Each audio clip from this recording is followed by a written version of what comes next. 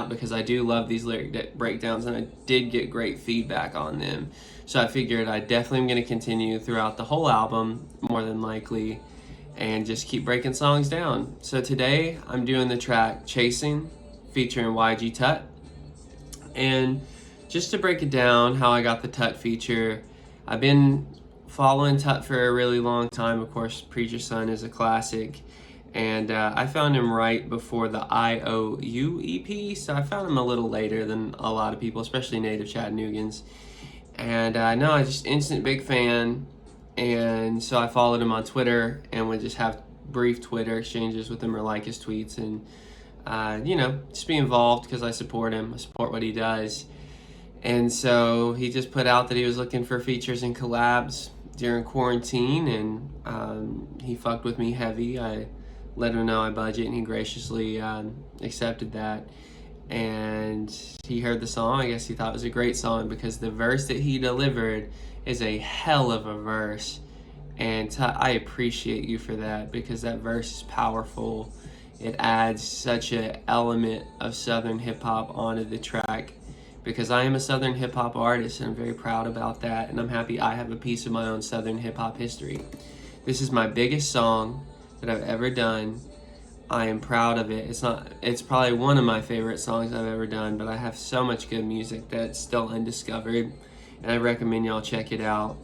But today, that's just a little background on it. I'm going to talk about the lyrics, the song concept, and everything like that. So the song concept is about chasing, and exactly what you run from, you end up chasing. So I run from success and I chase success. I run from opportunity and I seek opportunity perpetuously, endlessly, cyclically. So let's get into it. So the hook. Yeah, I'm chasing chances. Yeah, I'm finding spaces.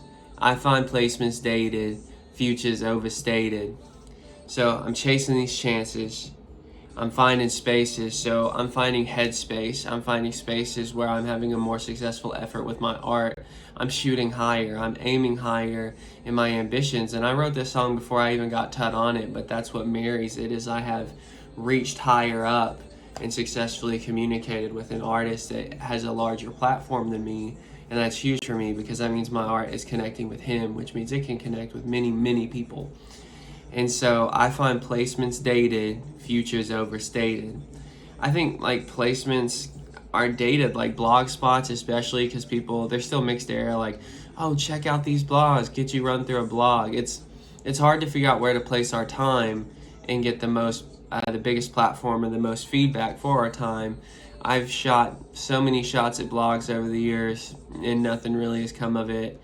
Most of my exposures come organically, algorithmically, through chance. It's so hard because the nature of placements is such a gatekeep as well, and is usually reserved for people who are already in the industry, have industry friends, or a record label. And this is just my view.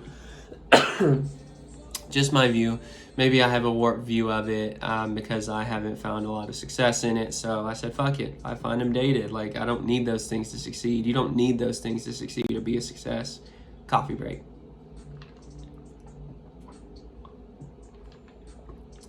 All right. And then the future is overstated.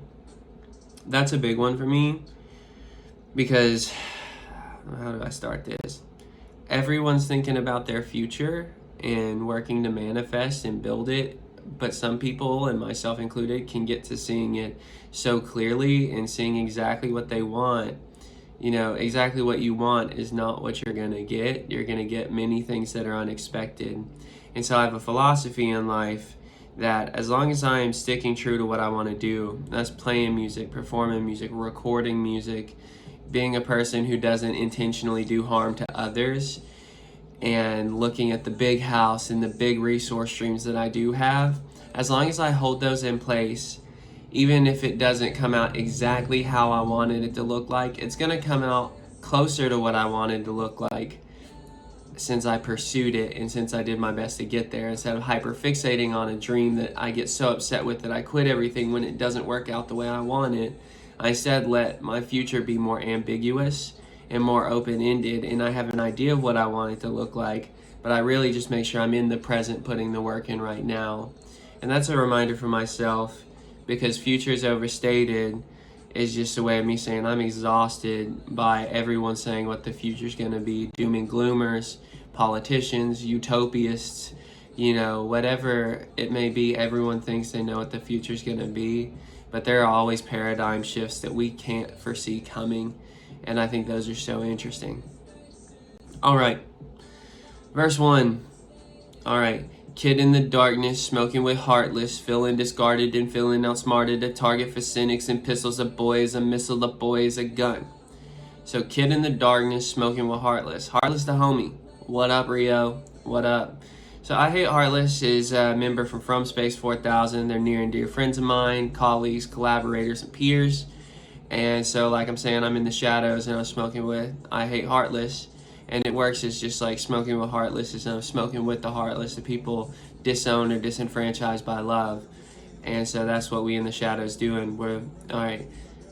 And so feeling discarded and feeling outsmarted, the target for cynics and pistols, a boy is a missile, a boy is a gun. So I feel discarded, self-explanatory. I'm feeling outsmarted, a target for cynics and pistols. So I feel outsmarted often. I don't carry myself knowing that I have a deeper intelligence. I'm only just now understanding that I surprisingly have genius elements to me, but it's because I've unlocked more about who I am and my own vision. And I feel outsmarted generally by people because I'm gullible and I'm a bit ditzy, to be honest. On the lighter end of things, I'm kind of ditzy and things just go over my head because I'm so lost in the clouds and lost in thought that I'm not even really sure what is going on.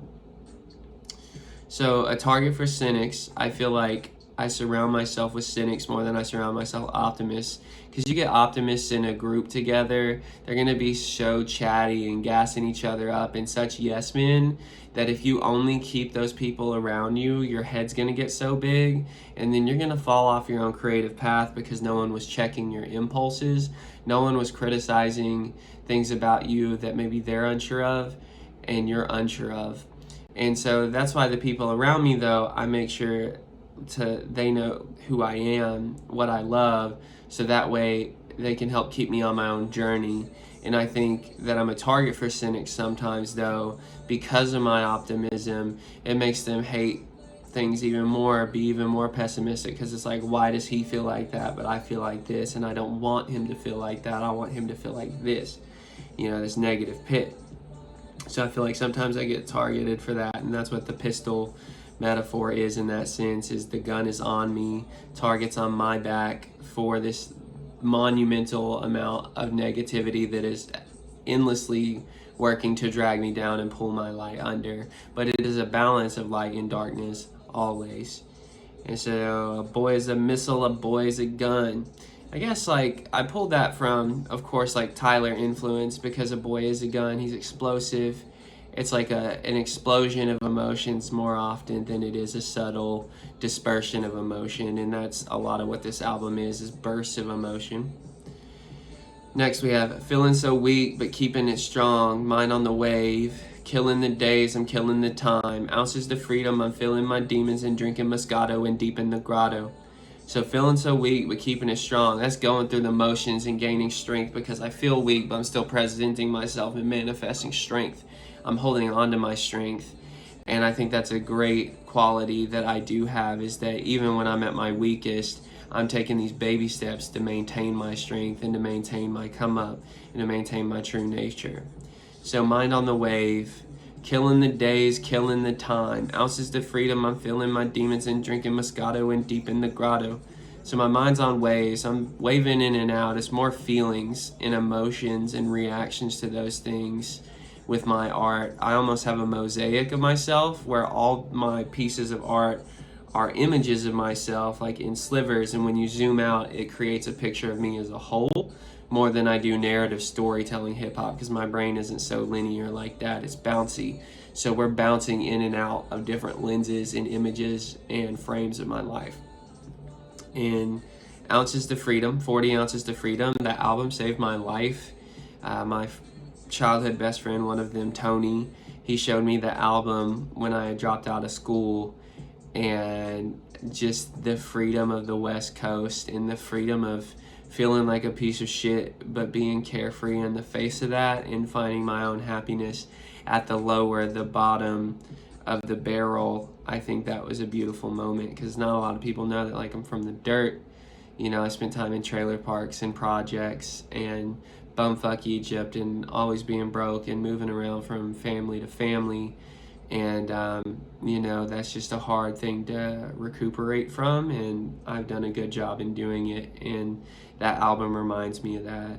And then I'm feeling my demons and drinking Moscato and deep in the grotto. So I'm feeling my demons. I feel those things so I can process those things. And I drink Moscato deep in the grotto. Grotto is a cave. So this is just me talking about my studio, man. Like, while I'm feeling my demons in the studio, I drink a little Moscato and I spit them over a rap record. And I'm deep in the cave, and the cave is studio. So mama hitting the lotto with the time that I borrowed. Won't drown in my sorrows. I won't drown in my sorrows. So my mom hit the lottery with me, bro. We on the come up right now, and I'm doing better than I've ever been, and I'm continuing to acquire resources, and I will continue to acquire resources. So she hit the lottery with me, bro. I'm a genius. I'm well intended. I want to take care of my moms. I want to take care of the people around me. I'm a blessing to be around and a blessing to have in her life, and I'm going to be the lottery for her. And it's with the time that I borrowed. So the time that I borrowed from her, you know, the 18 years she spent working her best to raise me, for sure. So it's time that was for me, even though it should have been for her. So I'm not having kids because I want all my time for myself. But shouts out my mom for raising me. And I won't drown in my sorrows. I won't do it. Couldn't do it. I persevere over my sorrows, even when my sorrows get the best of me. And so I'm not going to go over Tut's lyrics, of course, because they're Tut's lyrics and Tut's own meaning to draw from. I want to say thank you, Tut, very much for making this moment so special and helping me reach an audience that I hadn't and wouldn't have been able to reach without you. And thank you for taking the time to fuck with someone so much smaller than you. You keep me humble, and you keep me pushing, and help me feel like hip-hop is a gracious space. So that's it for Chasing, and I will talk to y'all soon. I hope y'all's lives are beautiful and full of light and love. Talk soon. It's Kid Cuebas. Chasing and all the other lyrics are on Genius, so please go check it out. I love y'all.